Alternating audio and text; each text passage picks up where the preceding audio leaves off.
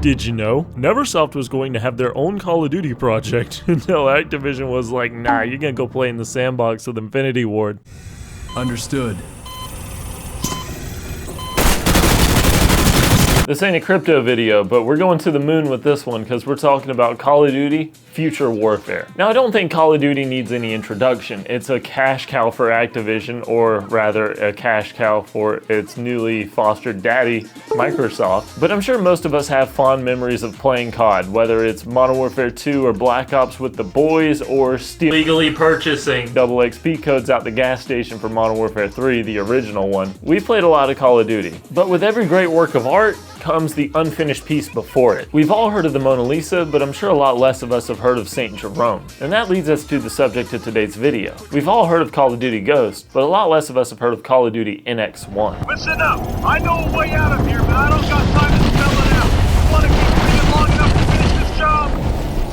Before the inception of Call of Duty Ghost, NX1, or otherwise known as Future Warfare, was going to be the next game in the series, having so much progress done on it that you may be surprised at what you see when we look at it in this video. The element that really surprised me about this game was how much of the multiplayer content was finished. I believe that there's actually people who have gotten the multiplayer working, but before we get into that, we gotta talk about its single player offerings. Special announcement: like and subscribe for more trash. There's a whole array of missions for us to check out, including Modern Warfare style missions all the way up to space missions, which had been unprecedented for the series up to this point. The first mission places you in a Humvee on your way to cross the Mexican border when, of course, everything goes wrong. RPGs are flying down, a whole troop is coming towards you, and you gotta fight your way through it to get to the church. Panther 1, this is Olympus. Intel has indicated that the cartel leaders are currently located at the church southeast of your location. Olympus out. Let's get to that church. Yeah, one thing to note about the missions in this game is there's not a whole lot of context to them. There's not a whole cohesive story. A lot of these missions are like you're playing a third or a quarter of a mission. So from a narrative perspective, I have absolutely no idea what's going on, but from what I've played, I can tell you that it seems like there's some kind of double agent thing going on here, which we'll see more of as we look at this. You ready, Walker? Let's do this! On the first mission here, the first thing I noticed is the gameplay, which is very clearly, if you've played it, Modern Warfare 2. They were building this game on the Modern Warfare 2 engine, or at least the beginnings of it, and it plays exactly like you would expect. There's a lot of placeholder content here, there's a lot of reused weapons, character models, you name it, but there is some new stuff here as well. So as we're going along in this mission, the next thing I noticed was just how damn detailed it was. If I didn't know any better and you just showed me this gameplay or you handed me a controller, I would think I'm just playing a Modern Warfare 2 mission. You're going into storefronts with fully stocked shelves, you're shooting people in Spanish-style houses with tiled roofs, and everything has a bunch of detail on it. There's voice acting, there's custom animations, there's stuff going on, there's banter back and forth. And while again, I'm sure that some of the models and textures around the map are temporary, this is a pretty well modeled and complete map. Target confirmed. Support inbound.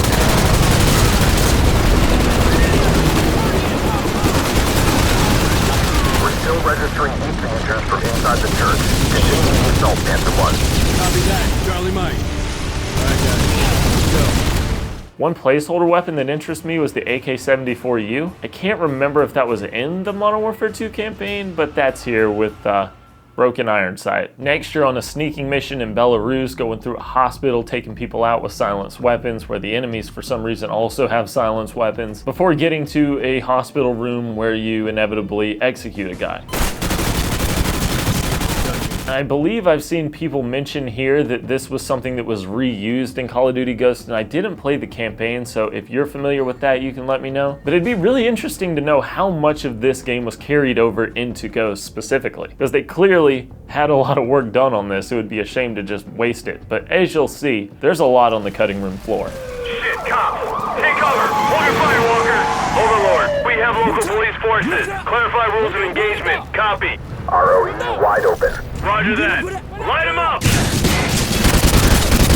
This truly is the Twisted Metal 2 of Call of Duty games, because now we're in Indonesia fighting the police. We get broken out of what looks like a SWAT truck before a couple squad cars roll up, and then we got to take them out, and the whole time we're fighting through this street through all these SWAT teams and whatnot. There's a spotlight from a helicopter coming down on us. And after sneaking our way through an alley and through a dilapidated building, the mission ends with you busting out of a door, seemingly fighting off another horde of police. And I guess you could say this also lends the idea of this being some kind of covert operation. We're the good guys, but we're also doing bad guy stuff, who knows. And this idea about the single player gets expanded on a little further when we get into the next mission, which completely flips the script, because now we're in space and we're fighting other people on a space train. And then at some point we go into a building and we're stopped by a couple of people and they're like, "We caught you, I can't believe you did that." Traitor! I'm no fucking snake. You wasted Griff. You betrayed your brothers, your country, everything! But we'll talk about this later. Here's a gun, because the bad guys are coming and we gotta fight them off. Hate to interrupt, but we got hostile technicals approaching fast. And I really love the way gravity works in space in this game, because at one point you're just moving in slow motion, you're seeing everybody else move around like that, and then you're throwing a guy onto a train going like 200 miles an hour. I've heard that this looks like another section that was used in Ghost, but again, I have no idea. I did have trouble loading some of the content in this game, like the mission Hit Hard at Home, which some other people have managed to get working. So I'll show their gameplay here as I talk about it, but if you're interested in just seeing full uncut gameplay of these missions, I definitely recommend checking these guys out for that, because it's up there. It's so unfortunate that these were missions that I wasn't able to get working, because these seem like some of the coolest ones. In Hit Hard at Home, you're parachuting through a city where skyscrapers are burning, bombs are going off, people are fighting, and then it looks like you land into the middle of the war zone in the street trying to save the president or something. And as you're fighting your way through the city, you're getting to use some of these futuristic weapons where you're seeing through walls and smoke, and eventually you make your way through this futuristic shopping plaza that looks like one of the elements that were used in the multiplayer maps that we'll get into. And this is one of those missions where you have an incredible amount of detail, you got a lot going on, and it looks really finished. Placeholder stuff aside, I can't believe how far along they were in the single player so far. I can't imagine how much it costs just to create this one campaign mission slice. And if you wonder why video games are so expensive to make, maybe this clues you in on it a little bit. But the detail doesn't stop there as we get into our next mission, the moon base assault mission. Walker, you're still alive. Let's get to the armory. Take this. You look like shit. Where's your helmet? And this one's gonna look familiar to you if you saw the leaked gameplay that I believe came out less than a year ago. So you're on the ground, it seems like your colleagues are landing beside you, their helmets are breaking, they're succumbing to the lack of oxygen, people are being shot as they're trying to make their way into this base, and just by the skin of your teeth, as your helmet is breaking apart, you make your way into this base, where eventually you gotta keep fighting off the enemies. And this is where it seemed like they were really playing with this space thing and trying to make something unique. As you're playing, there'll be these health things on the wall that you got to grab to keep your suit in good shape, because obviously if you're getting shot and your suit's degrading, you're gonna die. Luckily you have this patch system to keep you going.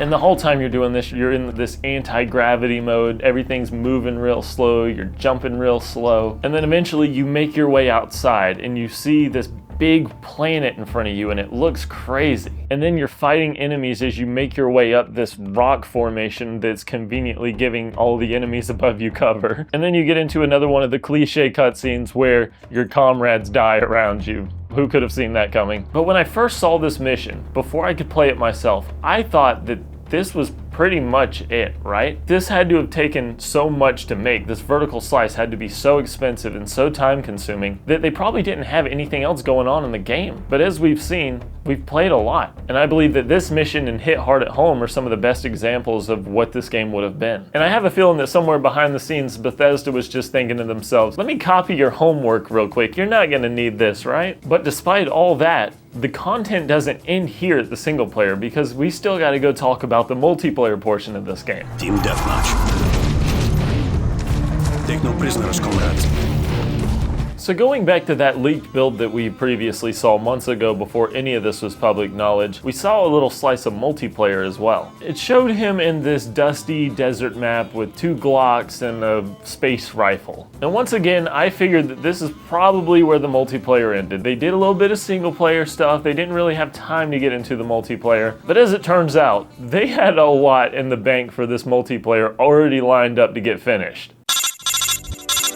Do you like dying hardware or video games that nobody cares about? Let everyone in the comments section know with new icons now available for channel members. So when we go into the creator class, we'll see a lot of placeholder weapons, and clearly it's just the same Modern Warfare 2 layout that they're building on. But there's a pretty decent selection of custom weapons in here. You got some space rifles. You also have a shotgun using a Modern Warfare 2 gun that would shoot sticky grenades. And for some reason, I believe sticky objects and sticky grenades were also a focus in here that they were going to bring into this game. The perk system looks virtually the same as Modern Warfare 2. Some of the descriptions look a little jumbled up, like they were swapping stuff around. I'm not sure if any of this would have actually worked differently in a gameplay sense than it did in Modern Warfare 2. There's a few kill streaks that were added into the menu here, like a juggernaut. You also have a cluster bomb that would drop from the sky, as well as a controllable minigun. There's also a kill streak called Rod of Gods, where it looked like you could remotely control the UAV's laser. Whatever that means.